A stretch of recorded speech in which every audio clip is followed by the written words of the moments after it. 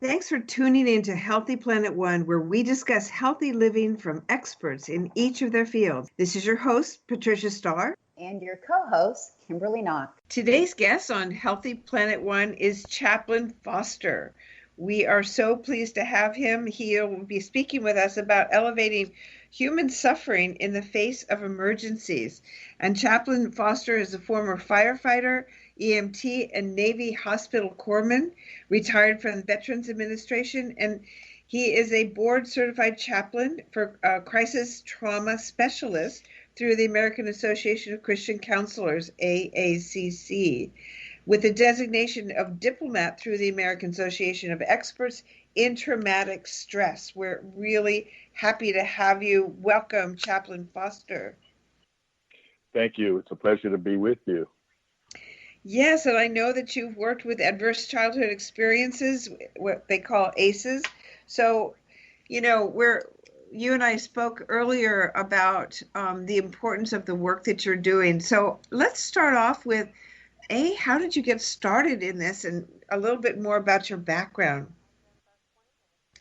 Okay, well, actually, it was my first gig job, actually. I was on active duty with the Navy. I was stationed at a naval hospital in Guam, actually. And the Red Cross were advertising for after-hour message traffickers. And so I thought, well, that's a nice way to earn a few extra dollars, and it seemed interesting. And I started volunteering with the Red Cross, and that was about 23 years ago. And once I left the military, my time with the Red Cross was also brought to an end. But after retiring, I started to work as a chaplain at a hospital in my area. And I was basically in a training program at a level 1 trauma center. And our graduation time coincided with the Pulse shooting in Central Florida. And so as a result of that shooting, I decided to reconnect with the Red Cross. And so I've been with them ever since. That was back in 2015. So you had your hands full. And this is a really interesting area. I know you've been working with trauma for quite a while, and you're actually in the process of writing a book. Is that right? Is that about ready? It is. It was initially going to be just a reference tool that I could give to other chaplains. I'm the regional disaster spiritual care advisor for Central Florida for the Red Cross. And so I've gone on a number of disasters where I've had chaplains. This was their first deployment. And so I wanted to give them the benefit of some of my experiences. And so I was going to give them a little guide. And the more I started writing, the more I realized I had to write. And so now it's becoming a trauma-informed guide to chaplaincy. So hopefully by the end of the year, it will be completed, and then we will see what happens. So can you give us an idea or just a little example of some of the trauma that you've gone through, and what's your approach to that? I know you responded to some of the people that were with the Parkland school shooting, but tell us a little bit more about that. So a chaplain's, our superpower is presence. And just to be in the midst of whatever crisis someone is going through and provide a calming, supportive presence is really what we do. But back in 2017, I was deployed with the Red Cross to Alabama, and there was a tornado that had a number of fatalities, and we have something called the Integrated Condolence Care Team. It's comprised of mental health, health services, and spiritual care folks. And so I was prepared to have those conversations with the clients and to do what we normally would do. But in this particular occasion, I ran across a grandmother who was taking care of her 2 grandkids. And she shared with us that the reason she was doing so is because they both had been sexually molested by her daughter's boyfriend about 8 months prior. And as she was telling us this, she was being triggered, her granddaughter was being triggered, and her grandson was just numb and just quiet. And I had no idea how to best support and help them. And so that was kind of the genesis of my trauma-informed journey. I just prayed that God would give me some tools for such a time as this. And so As a result of research and talking to people who work with children who were dealing with trauma, I learned about adverse childhood experiences. And so that kind of began my trauma informed journey. Oh, wow. That's really great. And give us some, what are some of the testimonials that you've heard that people have responded to the work that you're doing?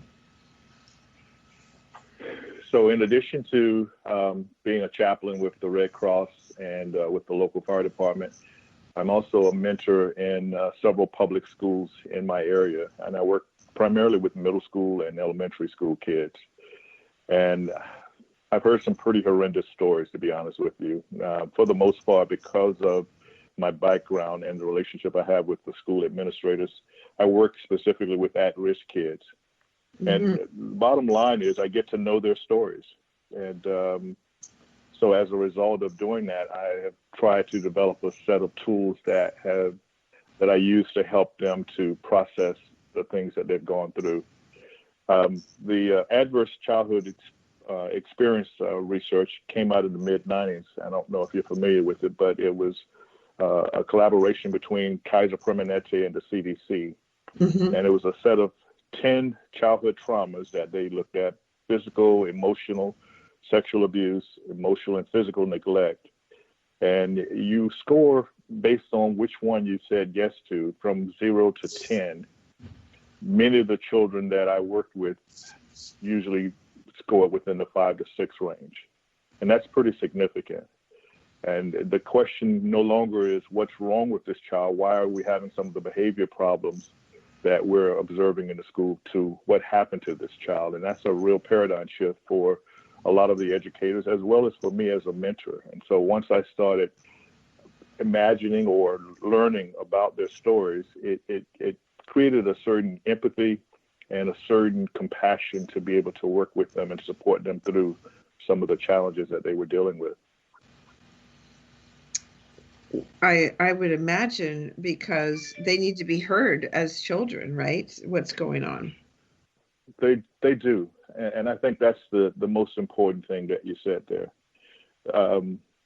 So because my background is not in as a mental health professional, I have been learning as I go along. And some of my processes in working with kids are based on some of the work of Dr. Bruce Perry.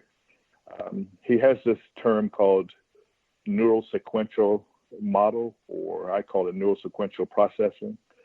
And it's regulating, relating, and then processing. And so what I try to do is to establish a rapport with the students that I'm working with. And this thing that happens when kids are comfortable with you, interpersonal neurobiology, it creates an environment where kids now become self-regulated. If I'm calm, cool, and collected, eventually they move towards that direction.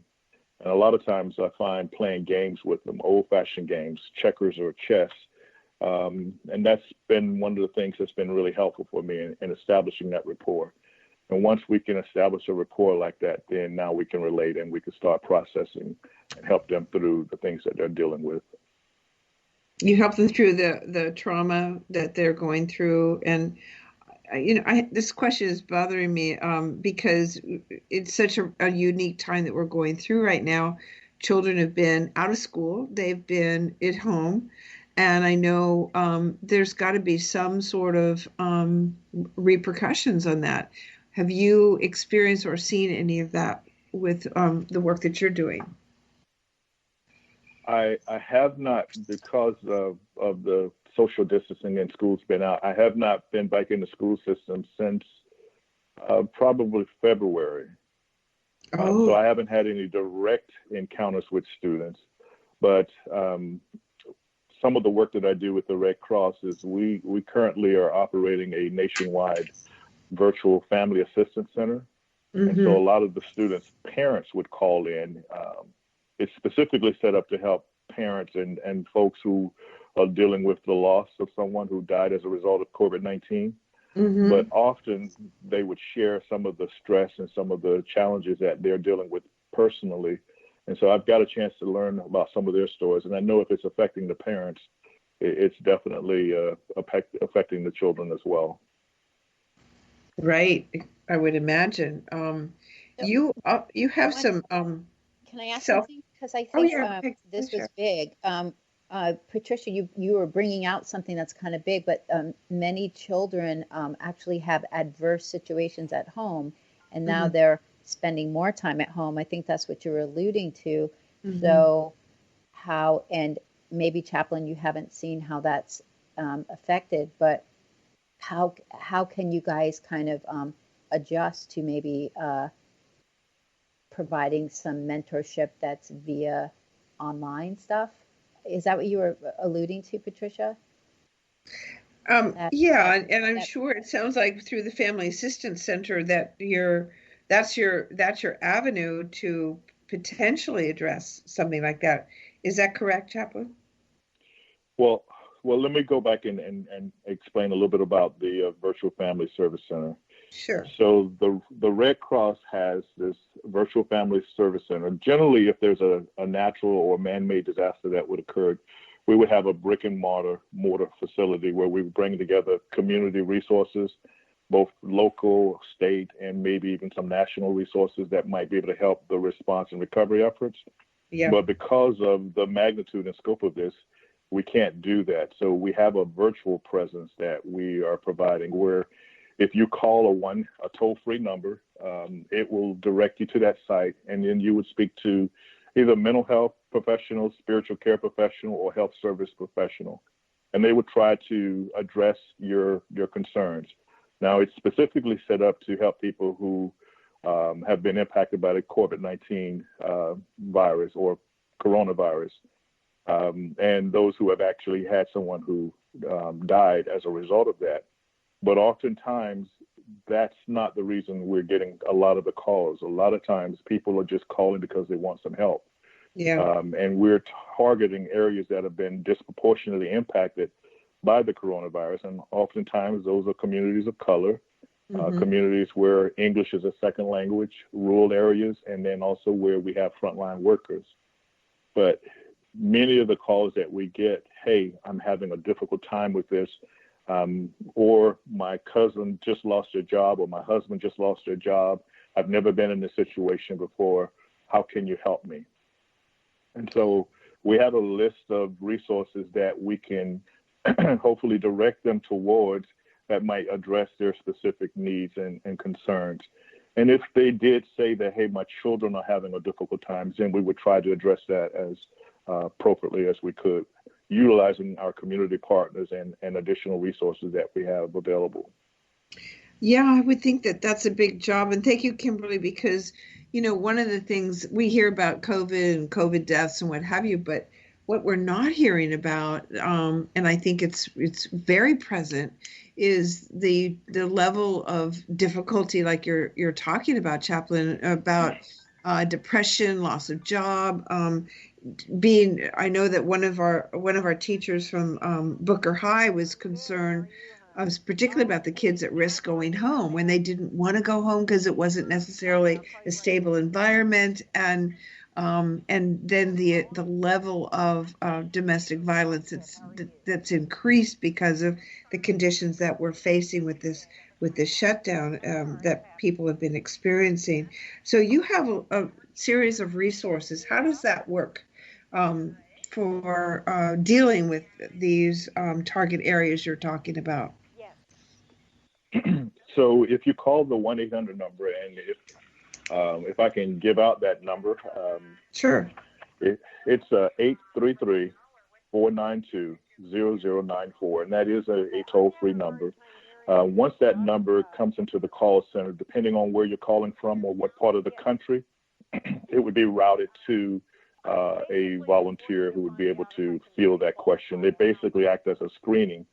And these are all professional folks who are on the call. They will address the call as best as they're capable of doing, and then they would refer you to local resources. So if you called in from Jacksonville, we would have a list of resources that are available in the Jacksonville area that we would refer you to. And if you needed additional assistance, we can, continue to try to help you as best as we could. But I'd like to essentially